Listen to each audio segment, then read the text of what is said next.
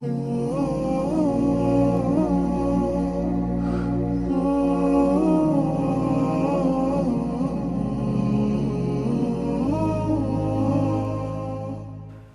अलैकुम वरहमतुल्लाहि वबरकातुहू।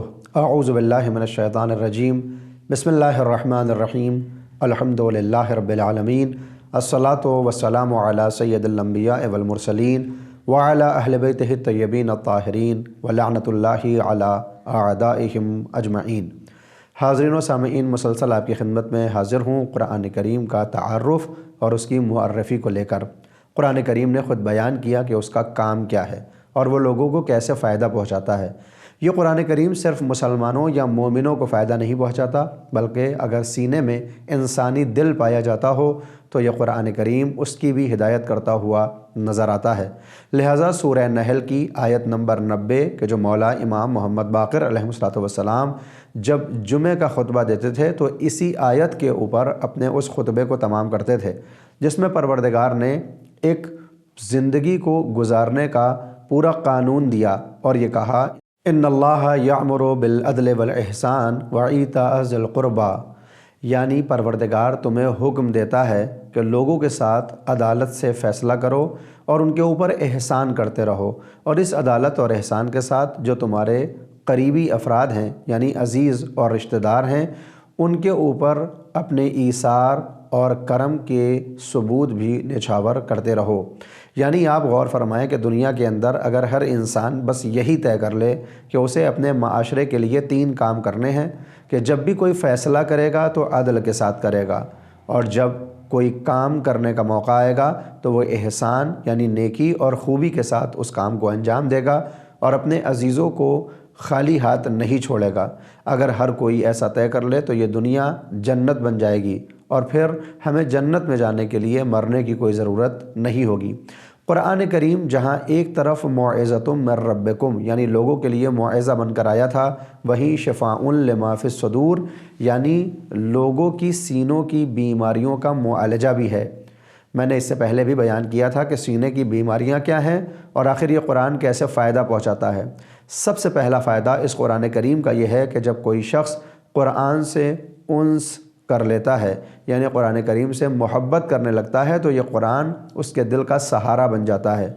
आज की इस दौड़ती और भागती दुनिया में जहाँ चारों तरफ हम मादी वसाइल को हासिल करके ये सोचते हैं कि इनके हुसूल से हमारी ज़िंदगी में इत्मीनान और चैन आ जाएगा, और ऐसा महसूस करते हुए अपनी ज़िंदगी को आराम देने वाली तमाम चीज़ों को घर में ख़रीदते हैं, लेकिन जिस वक्त अकेले में बैठकर सोचते हैं तो ये समझते हैं कि इन तमाम वसाइल के बावजूद भी हमारा दिल मुतमईन नहीं है। आखिर इस दिल को इत्मीनान कैसे हासिल होगा, उसका इलाज ख़ुद कुरान करीम करता है और कहता है, अला बिज़िक्रिल्लाह तत्मइन्नुल क़ुलूब। अगर तुम्हारे क़ल्ब और तुम्हारे दिल को इत्मीनान किसी चीज़ से हासिल हो सकता है तो वह सिवाय ज़िक्र इलाही के जिसमें कुरान करीम भी शामिल है और कोई रास्ता नहीं होगा।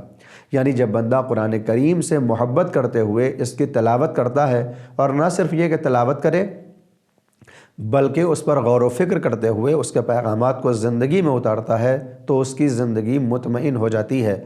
लेकिन अगर कोई शख्स पूरी दुनिया की आसाइश और आरामिश के वसाइल को हासिल कर ले लेकिन इत्मीनान दिल को अगर हासिल ना हो तो ये आराम देने वाले वसीले उसकी ज़िंदगी को बेहतर नहीं बनाते।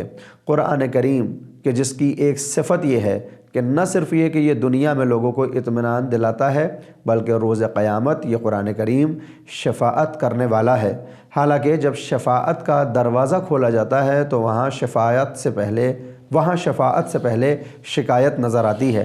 रवायात में आया कि क़यामत के दिन 3 चीज़ें शफ़ाअत करेंगी, जिनमें एक महल्ले की वो मस्जिद है कि जिसमें हम जाकर नमाज़ पढ़ते हैं, दूसरा हमारे महल्ले का वो आलिम या हमारे शहर का वो आलिम होगा जिससे हम दीनी मसाइल को पूछकर अपनी ज़िंदगी में उतारते हैं, और तीसरे वो कुरान है कि जिसकी हम तिलावत किया करते हैं।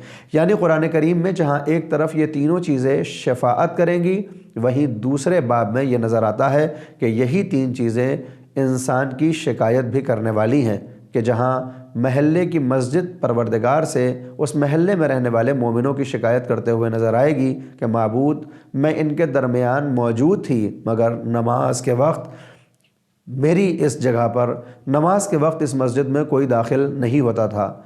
घर में रखा हुआ कुरान भी शिकायत करेगा कि परवरदिगारा, मैं इनके घर में मौजूद तो था बरकत के लिए, लेकिन हिदायत का कोई सामान इन्होंने मुझसे हासिल नहीं किया।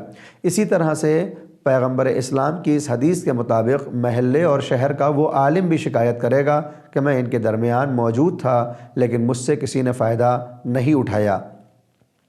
अगर आप गौर करें तो ये तीनों चीज़ें जो शिकायत कर रही हैं उसका मरकज़ हिदायत है। मस्जिद में नहीं आए ताकि हिदायत ना मिले, कुरान करीम से दूर रहे ताकि कुरान करीम की हिदायत का रास्ता नज़र ना आए, आलिम से दूरी इख्तियार की कि कहीं वो हिदायत के रास्ते पर न ले आए। चूँकि इन तीनों का काम है हिदायत, और जब कोई इस हिदायत ही को हासिल न करे तो फिर ये शिकायत करते हुए नज़र आते हैं। आम तौर पर यह समझा जाता है कि ठीक है, अगर ये तीन चीज़ें शिकायत भी कर दें तो पैगंबर इस्लाम तो शफ़ीउल मुज़निबीन हैं और वो गुनाहों को मुआफ़ करवाने वाले हैं, लिहाजा पैगंबर की शफ़ाअत काम आ जाएगी। इसका जवाब भी कुरान करीम में सूरह फुरक़ान की एक आयत में नज़र आ जाता है कि जिसमें क़यामत के मंज़र को बयान करते हुए परवरदिगार अपने ही पैगंबर से कहता है कि रोज़ क़यामत ऐसा भी होने वाला है कि जब तुम अपनी उम्मत की शिकायत करोगे और ये कहोगे, या रब्बे इन्ना कौमी इत्तख़ज़ू हाज़ल क़ुरआना महजूरा, यानी पैगंबर इस्लाम रोज़ क़यामत अपनी उम्मत की शिकायत करते हुए अल्लाह से ये कहेंगे कि ऐ मेरे परवरदिगार, ये मेरी कौम है और इसने इस क़ुरआन को छोड़ दिया है। सवाल ये पैदा होता है कि कुरान करीम को कहाँ छोड़ा है मुसलमानों ने? कुरान तो उनकी ज़िंदगी में नज़र आता है। जब हम बचपन के आलम में होते हैं तो ये कुरान तावीज़ नुमा हमारे गलों में लटका दिया जाता है। जब हमारे यहाँ समझ पैदा होती है और बीमारी आती है तो कुरान करीम की हवा दी जाती है।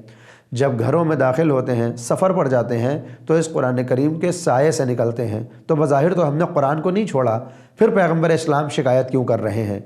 इसका जवाब यही है कि हमने जिस्म कुरान को ले लिया मगर रूह कुरान को तर्क कर दिया है। जिस्म कुरान यही है कि हम हर सूरे से इस मादी दुनिया का फ़ायदा हासिल करने की कोशिश करें। मसलन हम वज़ाइफ़ और औराद की किताबों में ये देखना शुरू करें कि कौन सा सूरा कौन सी बीमारी को ठीक कर देता है, कौन सी आयत हमें दुनिया में कौन सा फ़ायदा पहुंचाती है। हम दुनिया के फ़ायदे और दुनिया की बीमारियों से बचने के लिए कुरान करीम को इस्तेमाल करते रहें, मगर रूहानी बीमारियों और सीने की बीमारियों से बचने के लिए इस कुरान का इस्तेमाल न करें तो पैगंबर भी शिकायत करते हुए नज़र आएंगे और ये कुरान भी शिकायत ही करेगा। लिहाजा इस कुरान करीम को अपनी ज़िंदगी में उतारने के लिए पहला फ़रीज़ा हम पर यह है कि हम इसकी सही क़िराअत करें, इसको पढ़ें। हालांकि बाज़ औक़ात हमने इस दुनिया में देखा है कि कुरान को अच्छी लहन में पढ़ने वाले जब पढ़ने तक महदूद रह गए तो ये कुरान उन पर लानत करता हुआ नज़र आता है।